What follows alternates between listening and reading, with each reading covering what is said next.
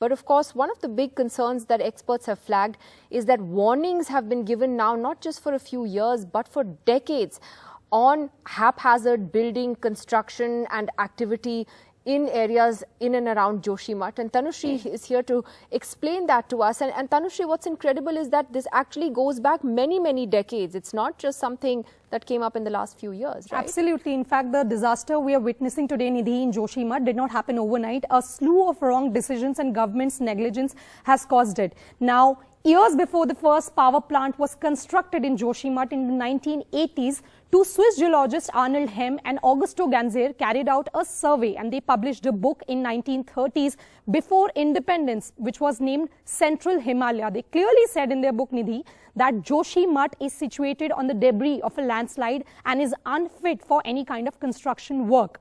Then in 1976, the central government's Mishra committee, headed by MC Mishra, the then collector of Garhwal, which looked at why Joshimath was sinking, told the government to prohibit any kind of construction work and not to dig or blast in Joshimath, which could actually bring an ecological disaster. But all these warnings were blatantly ignored by the government, and two power plants were built in the sensitive region. The Vishnu Prayag hydroelectric project by Jayaprakash Power Ventures Limited and NTPC's Tapovan Vishnugarh hydropower project in 1980s and 2006 respectively.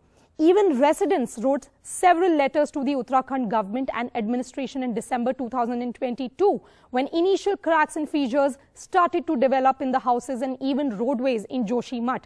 But neither the government nor the administration act. The residents said very clearly in those letters that the blast under the tunnels of the NTPC is shaking the ground and can cause a situation of landslide in the town, which can completely sink Joshimath, which we are witnessing today. So what we are actually seeing on the ground is actually a saga of government's apathy to repeated warnings and requests, Nidhi.